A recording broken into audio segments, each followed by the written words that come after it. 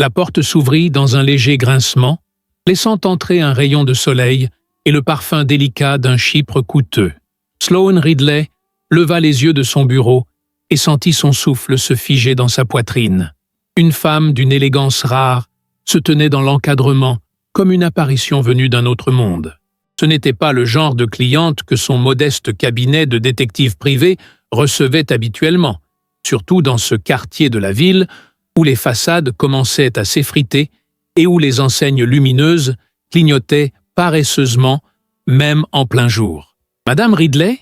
La voix portait la caresse d'un accent français, doux mais assuré. Sloane se leva, ajustant machinalement ses lunettes à monture fine et lissant sa jupe crayon. « Oui, c'est moi. Vous devez être Madame Moreau, Delphine. Je vous en prie. » La Française sourit, révélant des dents parfaites et des yeux d'un bleu profond qui semblaient avoir contemplé des horizons que Sloane ne pourrait qu'imaginer. « J'espère ne pas vous déranger. Votre réputation m'a précédé jusqu'à Paris. » Sloane sentit une chaleur inattendue colorer ses joues. Sa réputation? À l'international? Elle qui avait toujours considéré son agence comme un petit poisson dans l'océan des détectives privés de la côte Est. « Je vous en prie, asseyez-vous », offrit Sloane, indiquant le fauteuil en cuir usé face à son bureau. Elle nota avec quelle grâce Delphine s'installa, son tailleur crème immaculé contrastant avec le mobilier vieilli du bureau. « Puis-je vous offrir quelque chose? Un café, peut-être? C'est très aimable. Mais permettez-moi plutôt de vous offrir ceci. » Delphine sortit de son sac en cuir italien une petite boîte élégante. Un thé de mon pays. Un petit morceau de France pour adoucir notre conversation qui, j'en ai peur, pourrait devenir difficile. Sloane accepta le présent avec curiosité. En 6 années de carrière à traquer les maris volages et les amants secrets, elle avait développé un 6e sens pour les cas hors du commun. Et celui-ci, elle le sentait dans chaque fibre de son être, n'allait pas être une simple affaire d'infidélité conjugale. « Alors, madame, Delphine, comment puis-je vous aider ?»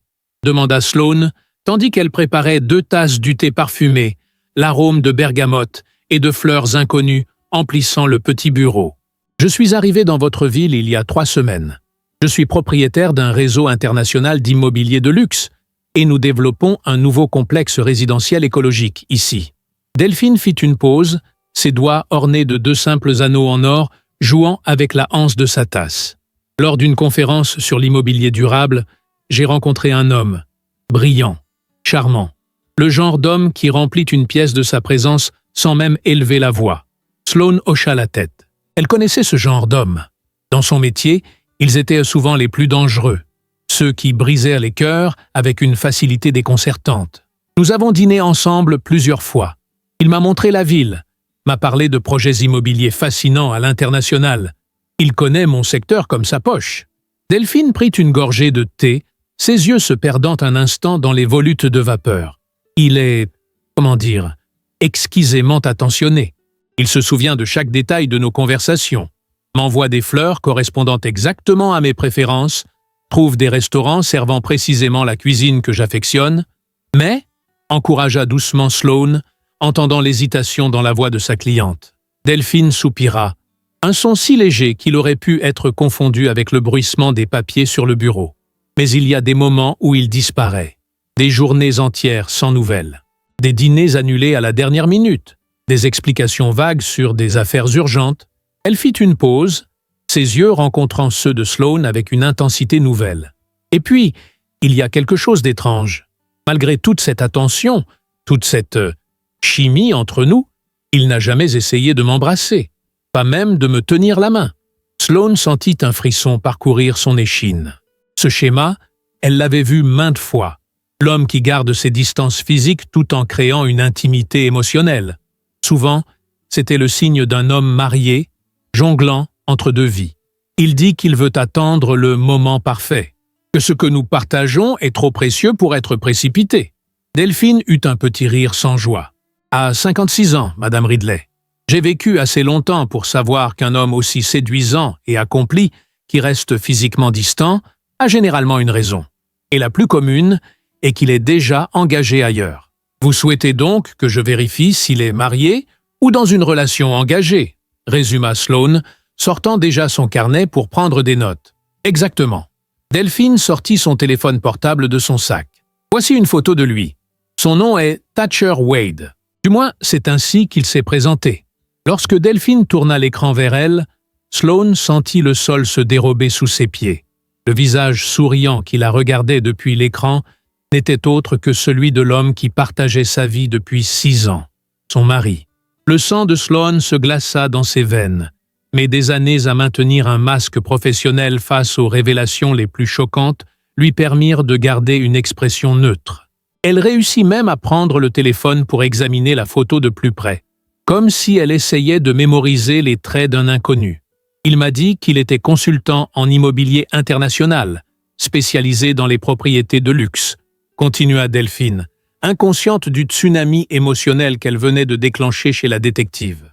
Thatcher, son Thatcher, s'était présenté à elle 6 ans auparavant comme un négociant en art moderne, un homme dont les affaires nécessitaient discrétion et voyages fréquents, un homme qui avait toujours gardé une certaine aura de mystère autour de ses transactions, un mystère que Sloane avait délibérément choisi de ne pas percer, confortable dans l'ignorance qui finançait leur appartement en centre-ville et leurs vacances annuelles sur la côte méditerranéenne.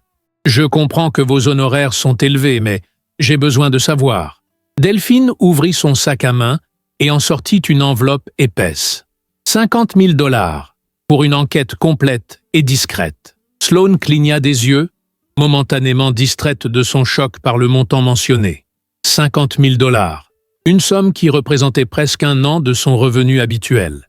C'est substantiel, articula-t-elle finalement, sa voix professionnelle masquant miraculeusement le tremblement qu'elle ressentait à l'intérieur. « Je sais que cela peut sembler excessif, » dit Delphine avec un sourire légèrement embarrassé. « Mais dans mon métier, on apprend que l'information est l'investissement le plus précieux. Si cet homme est celui que je pense qu'il pourrait être, 50 000 $ est une somme modique pour éviter un cœur brisé. Ou pire. » Le dernier mot flotta entre elles comme une plume noire. Sloane savait pertinemment ce que « pire » pouvait signifier dans ce contexte. Non seulement une blessure émotionnelle, mais potentiellement une arnaque financière d'envergure. Et connaissant Thatcher, ou du moins croyant le connaître, elle soupçonnait maintenant que les affaires qu'il conduisait depuis toutes ces années pourraient être bien plus sinistres que de simples transactions artistiques discrètes. « J'accepte votre cas, Madame Moreau », entendit-elle sa propre voix prononcer, comme si elle observait la scène de l'extérieur. « Je commencerai immédiatement. »« Merveilleux », sourit Delphine, ses épaules se relaxant visiblement. « Et s'il vous plaît, appelez-moi Delphine. » Tandis qu'elle accompagnait sa nouvelle cliente, et peut-être la plus récente victime potentielle de son mari, vers la porte, une pensée terrifiante traversa l'esprit de Sloane. Et si toute sa vie conjugale n'avait été qu'un rôle dans une pièce dont elle ignorait même le script? Le claquement de la porte résonnait encore dans le bureau lorsque Sloane s'effondra sur sa chaise, les mains tremblantes et le souffle court. Sur son bureau, l'enveloppe contenant 50 000 $ semblait la narguer, paiement pour traquer l'homme qui dormait à ses côtés chaque nuit. Elle fixa l'écran de son ordinateur, tentant de remettre de l'ordre dans le chaos de ses pensées. Thatcher Wade, son mari, l'homme dont elle connaissait les ronflements légers, la manie de ranger les chaussettes par couleur, l'allergie aux fraises. Cet homme était-il véritablement un étranger? Respire, Sloane. Respire et réfléchis comme une professionnelle, murmura-t-elle pour elle-même, enlevant ses lunettes pour se frotter les yeux.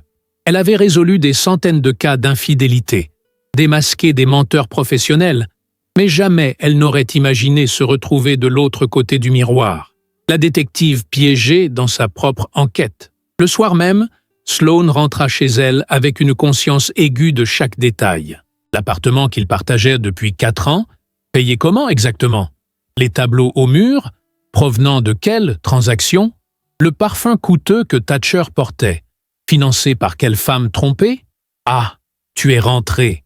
La voix de Thatcher résonna depuis la cuisine, chaude et familière. Pendant un instant déstabilisant, Sloane eut presque l'impression que tout était normal, que la visite de Delphine n'avait été qu'un mauvais rêve. J'ai préparé ce risotto aux champignons que tu adores. Sloane s'approcha avec précaution, comme si elle entrait dans la cage d'un prédateur. Thatcher se tenait là, grand et élégant dans sa chemise bleu pâle, remuant doucement une casserole dégageant des arômes délicieux. Ses cheveux poivre et sel impeccablement coiffés, son sourire d'une blancheur parfaite, l'image même de l'époux attentionné. Était-ce le même homme qui courtisait Delphine Moreau? « Dure journée ?» demanda-t-il, se penchant pour déposer un baiser sur sa joue. « Intéressante serait le mot juste », répondit Sloane, surprise par sa propre capacité à maintenir une façade de normalité. « Un nouveau cas, plutôt inhabituel.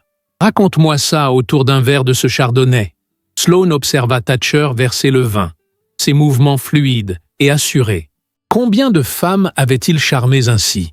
Combien de verres avait-il remplis avec ce même sourire complice? Un mari infidèle, dit-elle, testant le terrain.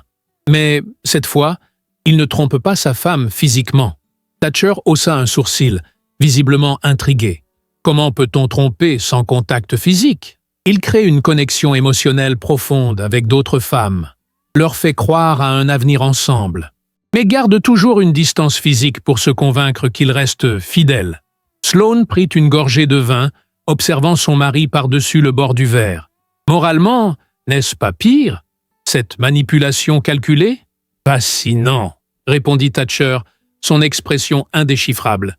Et comment comptes-tu le piéger? Oh, il se piégera tout seul, dit Sloane avec un petit sourire. Les menteurs finissent toujours par commettre une erreur. Cette nuit-là, allongée aux côtés de l'homme qu'elle croyait connaître, Sloane resta éveillée, écoutant sa respiration régulière. Pour la première fois en 6 ans, elle examinait véritablement leur vie commune. Les absences fréquentes de Thatcher, toujours expliquées par des voyages d'affaires, les appels qu'il prenait toujours en privé, son insistance à maintenir des comptes bancaires séparés pour simplifier leurs affaires respectives. Des signes qu'elle avait délibérément ignorés, confortable dans cette ignorance qui lui permettait de profiter d'un style de vie qu'elle n'aurait jamais pu s'offrir autrement. À l'aube, sa décision était prise. Elle allait mener l'enquête la plus importante de sa carrière, découvrir qui était réellement l'homme qui partageait sa vie. Les jours suivants se transformèrent en une valse étrange, Sloane jonglant entre son rôle d'épouse et celui de détective. Elle commença par installer discrètement un logiciel de suivi sur le téléphone de Thatcher pendant son sommeil. Une technique qu'elle avait utilisée des dizaines de fois pour d'autres clients, jamais imaginant l'employer dans sa propre maison. Puis vint la phase de surveillance. Assise dans sa voiture, casquette enfoncée sur la tête et lunettes de soleil dissimulant son regard, elle observait Thatcher rencontrer Delphine dans un café élégant du centre-ville. Son estomac se noua en voyant la main de son mari effleurer celle de la Française. Pas assez pour être un geste romantique, mais suffisamment pour créer une intimité suggérée. « Bien joué », murmura-t-elle, prenant des photos avec son téléobjectif. « Juste assez pour la garder intéressée. Pas assez pour te compromettre. » Une semaine après avoir accepté le cas, Sloane rencontra Delphine dans un petit jardin public, loin des endroits que Thatcher fréquentait habituellement. « Il semble très prudent », expliqua Sloane, maintenant son masque professionnel intact malgré la douleur qui lui broyait la poitrine. « Je l'ai suivi à plusieurs rendez-vous d'affaires, mais rien de concluant jusqu'à présent. »« Prenez votre temps », répondit Delphine avec un sourire gentil, lui tendant une petite boîte. « Des macarons de la pâtisserie française du quartier. Il me rappelle Paris. » Ce geste de générosité spontanée fit monter une vague de culpabilité dans la gorge de Sloane. Cette femme n'était pas seulement une cliente, c'était une personne authentique, généreuse, qui lui offrait son amitié sans savoir qu'elles étaient liées par un homme qui les trompait toutes les deux. Le jour suivant marqua une avancée majeure. En suivant Thatcher après un supposé déjeuner d'affaires, Sloane le vit entrer dans un immeuble résidentiel qu'elle ne connaissait pas. Attendant patiemment dans sa voiture, elle le vit ressortir 2 heures plus tard, changer de veste, puis se diriger vers un restaurant où, surprise, Delphine l'attendait. Dès que Thatcher et Delphine furent entrés dans l'établissement, Sloane se précipita vers l'immeuble. Avec l'expérience d'années de filature, elle parvint à convaincre le concierge qu'elle était une amie venue récupérer un livre oublié dans l'appartement de Monsieur Wade. L'appartement du 4e étage était modeste, mais élégamment meublé. Un pied-à-terre parfait pour un homme menant une double vie. Avec des gants fins, Sloane commença à fouiller méthodiquement, photographiant tout. Dans le tiroir de la table de chevet, elle trouva des passeports sous différents noms, tous avec la photo de Thatcher. Dans un classeur soigneusement rangé, des dossiers sur plusieurs femmes d'affaires, incluant Delphine, avec des notes détaillées sur ses préférences, ses vulnérabilités, son empire immobilier. Le sang de Sloane se glaça lorsqu'elle trouva un dossier portant son propre nom. À l'intérieur, une analyse froide et calculée. Sloane Ridley, détective privé avec un désir évident d'ascension sociale, réticente à poser des questions sur la source des revenus, couverture parfaite, comme épouse légitime.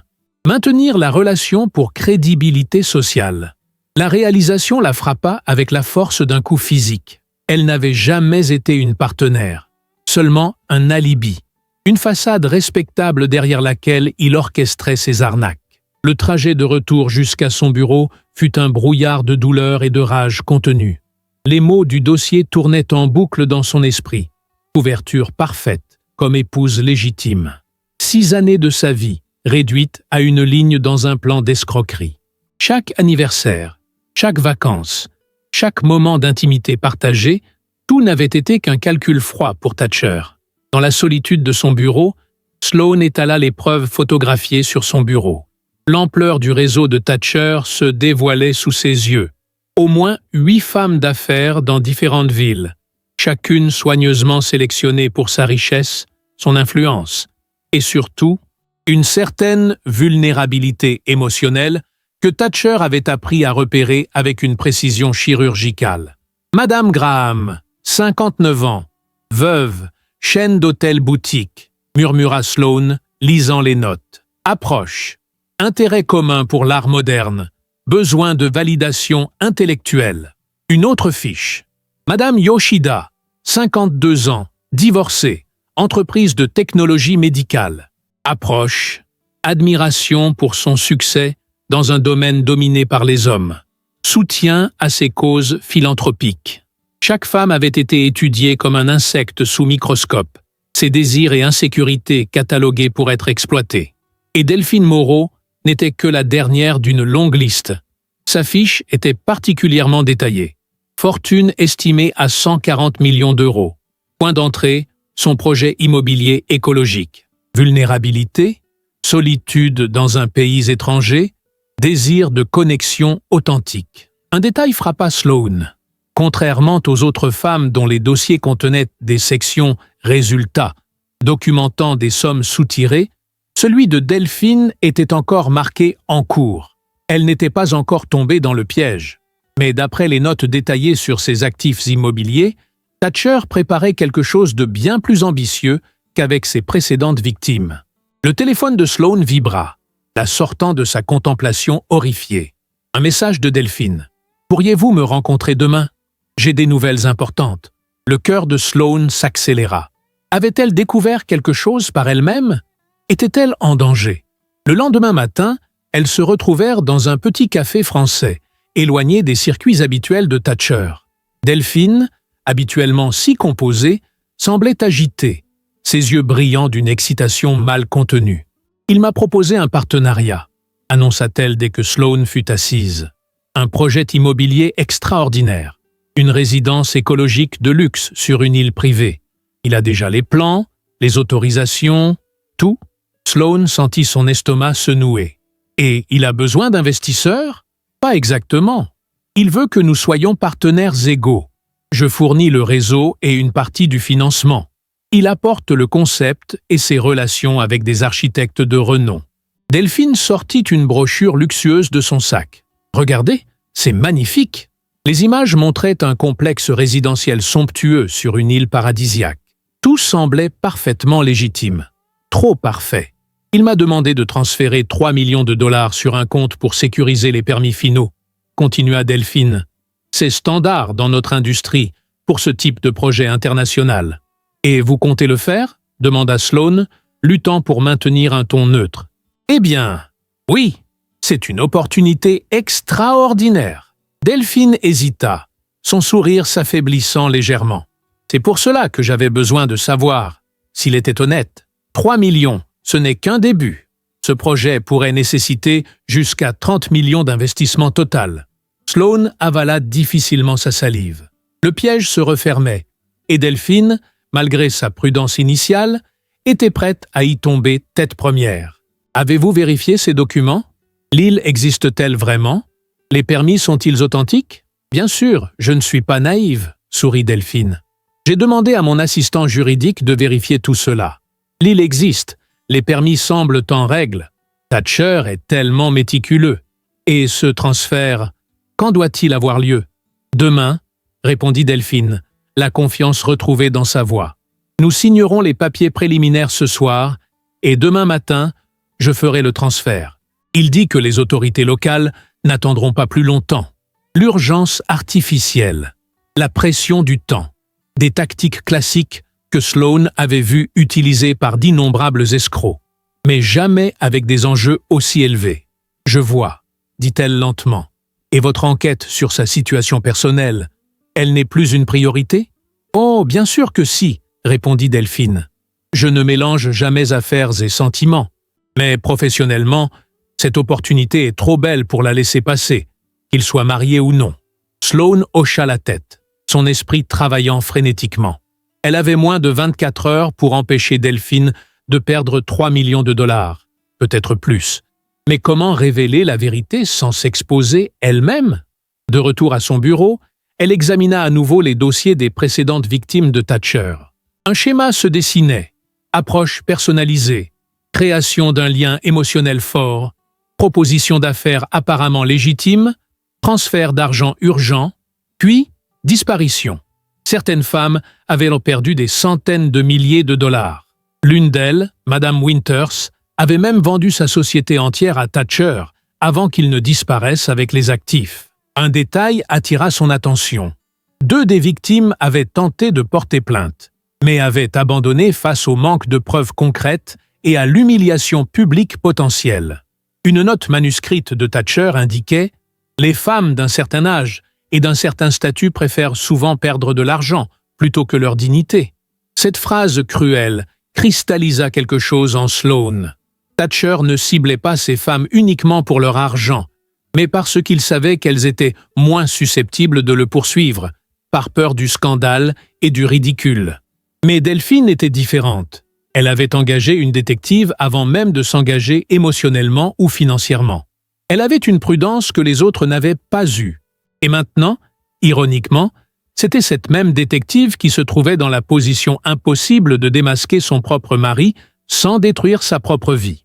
Le soir venu, Sloane rentra chez elle pour trouver Thatcher préparant ses valises. « Un voyage d'affaires imprévu ?» demanda-t-elle, s'efforçant de paraître normale. « Oui, une opportunité à saisir immédiatement. » Il sourit, ce sourire qui autrefois la faisait fondre et qui maintenant lui glaçait le sang. « Je pars demain après-midi pour Singapour.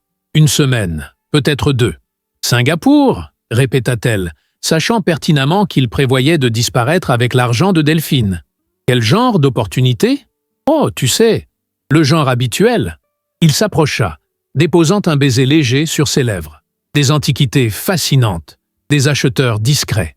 Rien qui t'intéresserait. »« Tu me connais si bien, » répondit-elle, se demandant s'il pouvait percevoir l'ironie acide dans sa voix.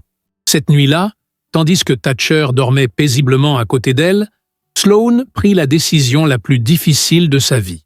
Elle ne pouvait pas laisser Delphine être dépouillée de 3 millions de dollars. Elle ne pouvait pas non plus continuer à vivre ce mensonge.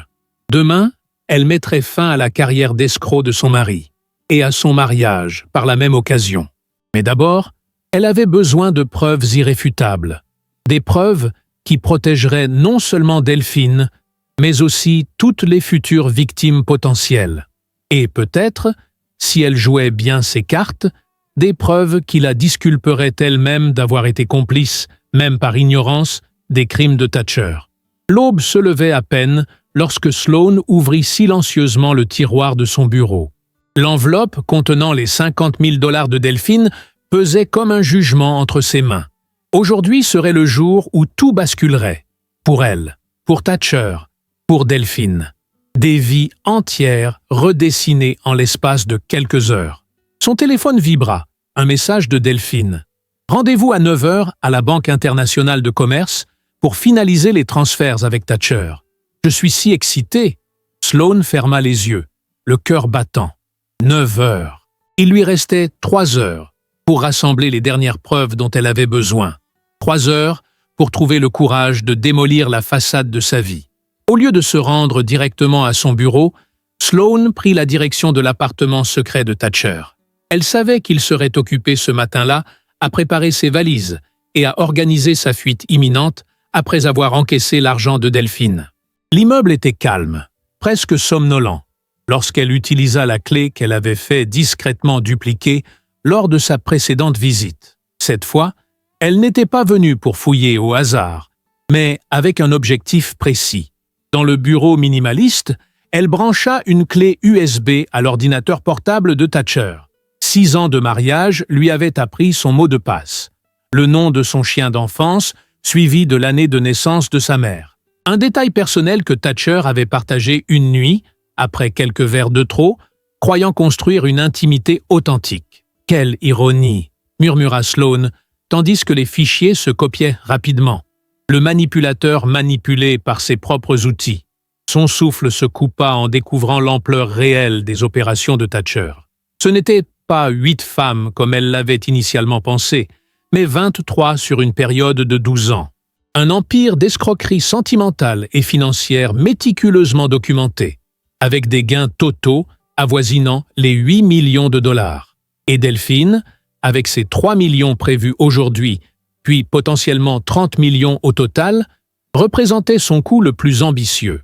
Plus troublant encore, Sloane découvrit un dossier intitulé « Exit Strategy », contenant des billets d'avion au nom d'un certain Thomas Wilson, l'une des nombreuses identités alternatives de Thatcher, non pas pour Singapour, comme il l'avait prétendu, mais pour un petit pays d'Amérique centrale sans traité d'extradition avec les États-Unis.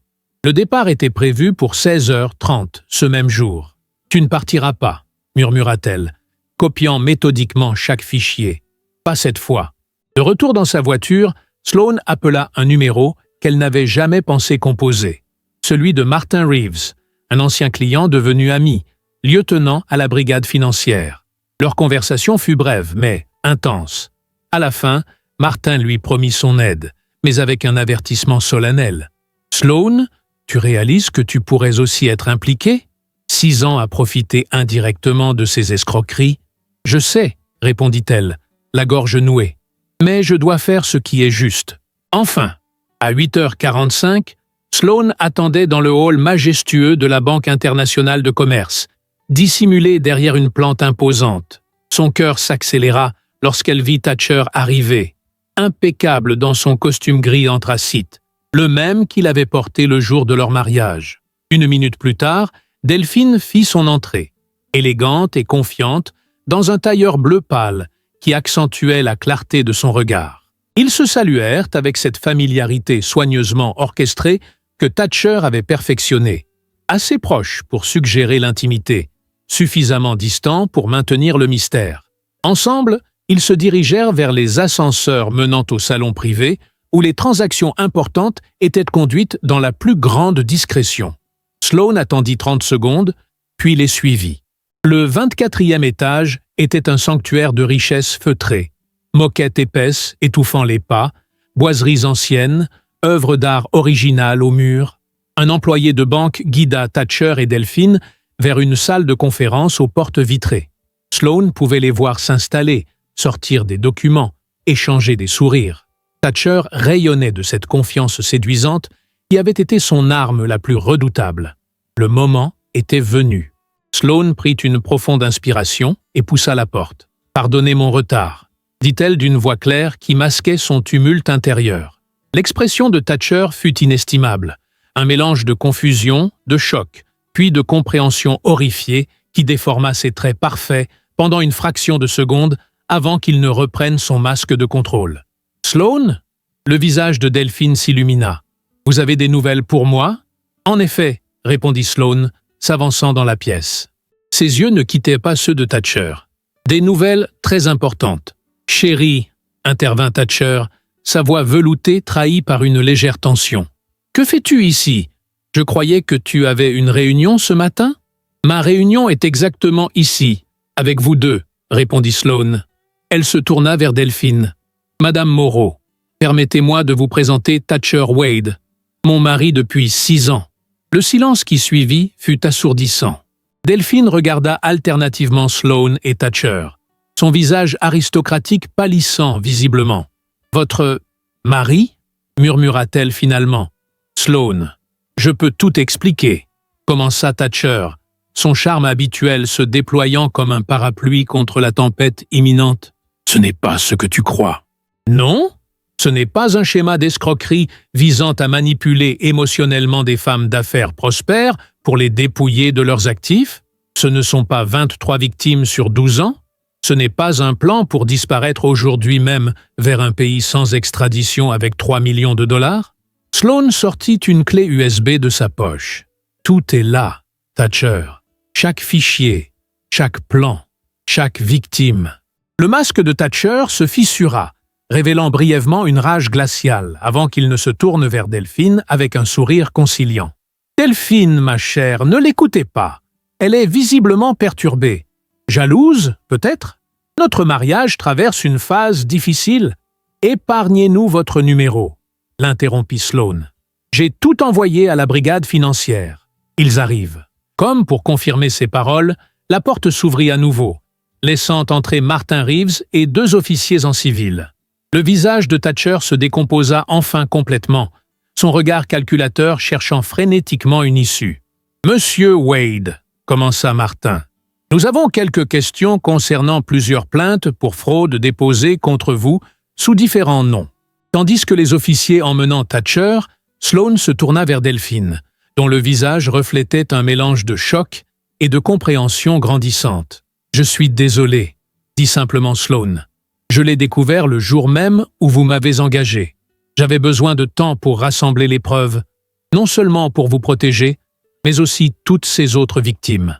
Vous avez dénoncé votre propre mari, » murmura Delphine, son regard scrutant le visage de Sloane. « Pourquoi ?» Sloane sentit des larmes lui piquer les yeux pour la première fois depuis cette révélation cataclysmique. « Parce que pendant 6 ans, j'ai choisi l'ignorance confortable. J'ai profité d'un style de vie que je savais, au fond, suspect. Et puis je vous ai rencontré. Votre gentillesse, votre authenticité.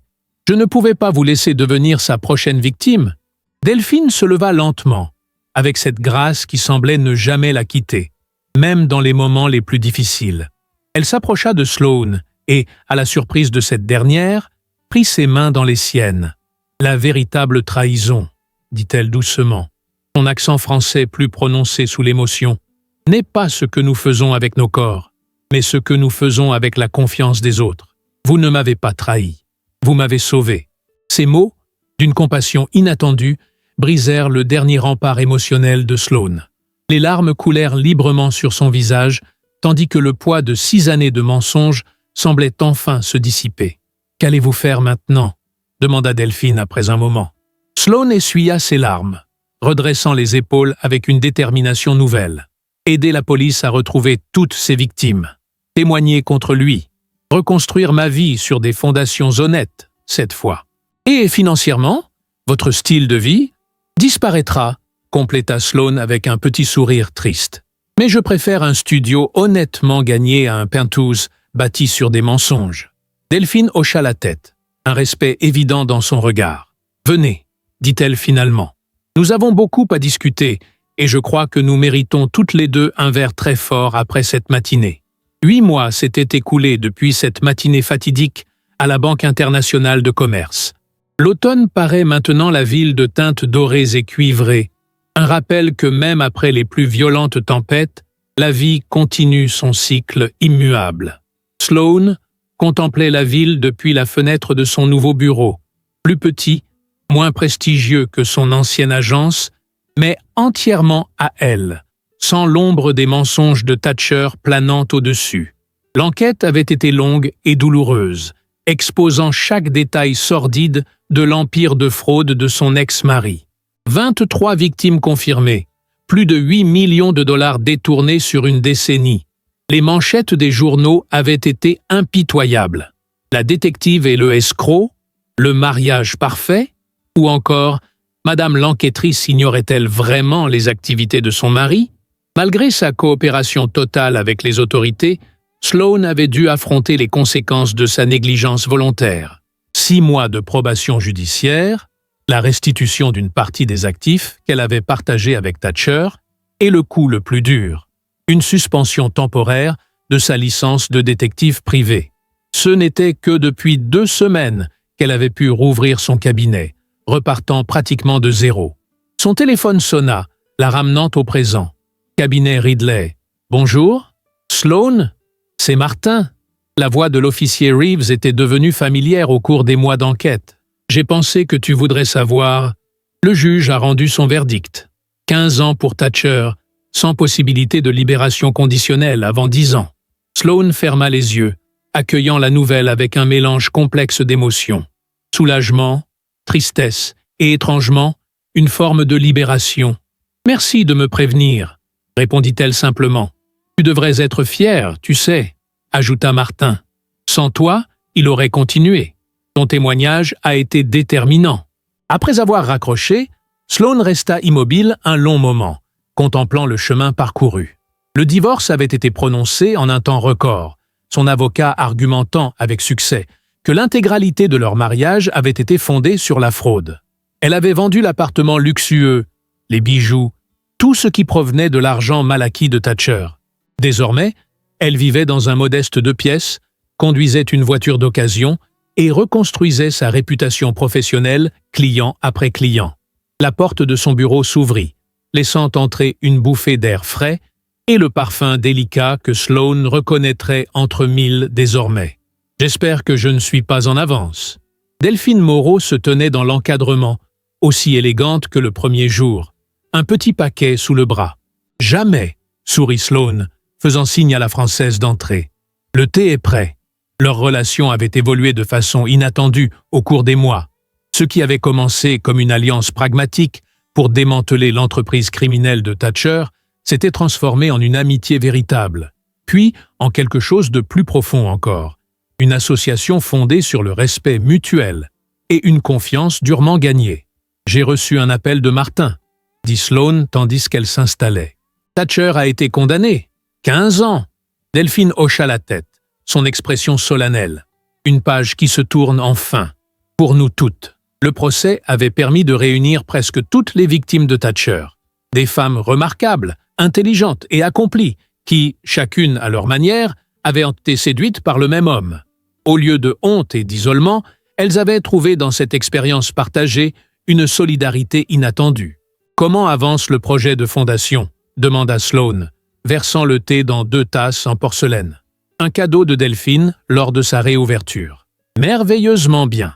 Les yeux de Delphine s'animèrent. « Nous avons sécurisé les financements initiaux. 10 des anciennes victimes ont accepté de siéger au conseil d'administration. Et la plateforme en ligne pour signaler les arnaques romantiques financières sera lancée le mois prochain. » La Fondation Phoenix, comme elle l'avait nommée, était née d'une conversation tardive entre Sloane et Delphine, quelques semaines après l'arrestation de Thatcher. Une organisation dédiée à la sensibilisation, la prévention et l'aide aux victimes d'escroqueries sentimentales et financières. Les 50 000 $ que Delphine avait initialement payés à Sloane pour son enquête étaient devenus le premier don à cette cause. « J'ai quelque chose pour toi », dit Delphine, poussant le petit paquet vers Sloane. Pour marquer l'occasion, Sloane défit délicatement l'emballage pour découvrir un écrin en velours bleu nuit. À l'intérieur se trouvait une broche en argent finement ciselée, représentant un phénix aux ailes déployées. « C'est magnifique !» murmura-t-elle, touchée par le symbolisme. « J'en ai fait faire une pour chaque membre du conseil », expliqua Delphine. Un rappel que des cendres de la trahison peut naître quelque chose de beau et puissant. Sloane fixa le bijou, réfléchissant à l'ironie du destin. « Quand tu es entré dans mon bureau ce jour-là, je n'aurais jamais imaginé que nous en arriverions là. La vie est pleine de tournants inattendus, sourit Delphine. Mais j'ai une autre proposition pour toi, et celle-ci est strictement professionnelle. » Elle sortit un dossier de son élégant porte-document. « La Fondation a besoin d'une directrice des enquêtes, quelqu'un qui superviserait notre équipe de recherche, formerait notre personnel à reconnaître les signes avant-coureurs et travaillerait directement avec les forces de l'ordre. Quelqu'un qui connaît intimement le fonctionnement de ces escrocs. Sloane parcourut le document, les détails du poste faisant naître en elle un intérêt grandissant. Un travail à plein temps, avec un salaire substantiel, dirigeant une équipe internationale. Une chance non seulement de se racheter, mais de transformer sa douloureuse expérience en quelque chose qui protégerait d'innombrables autres femmes. « Avant que tu ne dises quoi que ce soit, » intervint Delphine, « ce n'est pas de la charité, c'est un choix stratégique. Personne ne comprend mieux ce domaine que toi. Tu as non seulement l'expertise professionnelle, mais aussi l'expérience personnelle. Et ton témoignage contre ton propre mari prouve ton intégrité au-delà de tout doute. » Sloane resta silencieuse un moment, pesant la proposition. Son petit cabinet renaissant d'un côté, cette opportunité transformative de l'autre. « Je pourrais maintenir mon cabinet à temps partiel », réfléchit-elle à haute voix. « Certains cas spécifiques, peut-être. Les deux activités pourraient même se compléter. » « Exactement ce que j'espérais que tu dirais, » sourit Delphine, ses yeux bleus pétillants. « Nous avons besoin de ton expertise indépendante autant que de ton leadership. » Elles discutèrent des détails pendant près d'1 heure. La structure de la fondation, les projets internationaux, les partenariats avec les forces de l'ordre de différents pays. Plus Sloane en apprenait, plus elle sentait une excitation qu'elle n'avait pas éprouvée depuis des années. Pas l'adrénaline d'une filature ou la satisfaction d'un cas résolu, mais quelque chose de plus profond, le sentiment de participer à une mission véritablement significative. « Il y a une dernière chose, » dit finalement Delphine, son expression devenant plus sérieuse. « Le mois prochain, nous organisons notre première conférence internationale. Des officiers de police, des procureurs, des psychologues et bien sûr, des survivantes. Et tu veux que je parle, » compléta Sloane, comprenant immédiatement. Tu serais notre keynote speaker. Ta perspective unique, détective, épouse, et finalement, celle qui a mis fin à sa carrière criminelle, pourrait avoir un impact considérable. Sloane sentit son cœur s'accélérer à cette idée. Se tenir devant une salle pleine, partager son histoire, exposer non seulement les tactiques de Thatcher, mais aussi sa propre complicité par ignorance volontaire. L'idée était terrifiante et libératrice à la fois. « Je le ferai », dit-elle enfin, avec une conviction qui la surprit elle-même. Le sourire de Delphine s'élargit. « J'étais certaine que tu accepterais. » Lorsque Delphine partit ce jour-là, Sloane resta debout à la fenêtre de son bureau, contemplant la broche en argent dans sa main. Le phénix aux ailes déployées captait la lumière de l'après-midi, projetant de minuscules arcs-en-ciel sur le mur. 2 ans plus tard, lors d'une conférence à Genève, Sloane conclurait son discours par les mots qui étaient devenus la devise officieuse de la Fondation Phoenix. Les mêmes mots que Delphine lui avait offerts ce jour fatidique à la banque. La véritable trahison n'est pas ce que nous faisons avec nos corps, mais ce que nous faisons avec la confiance des autres. La salle pleine à craquer se lèverait pour une ovation, ignorant que parmi elles se trouvaient 18 femmes dont les vies avaient été directement touchées par le travail de la Fondation. Sauvées d'escrocs, utilisant le même modèle que Thatcher avant qu'il ne puisse te frapper. Au premier rang, Delphine applaudirait avec fierté, portant sa propre broche du phénix. Leurs regards se croiseraient dans une compréhension silencieuse, celle que seules peuvent partager 2 personnes qui ont traversé le feu ensemble et en sont ressorties transformées. Et Sloane saurait alors avec certitude que son plus grand cas n'avait pas été de démasquer l'homme qui avait partagé son lit pendant 6 ans, ni même de récupérer les 50 000 $ qui avaient lancé la fondation. Son plus grand cas avait été de se redécouvrir elle-même et de bâtir, des cendres de la trahison, une vie d'une authenticité et d'un impact qu'elle n'aurait jamais osé imaginer. Si vous avez apprécié cette histoire jusqu'ici, laissez votre pouce en l'air et abonnez-vous à la chaîne. C'est un geste simple pour vous, mais qui m'aide énormément. N'hésitez pas à partager vos impressions dans les commentaires ci-dessous. Merci pour votre compagnie et votre café, et à très bientôt pour une nouvelle histoire captivante.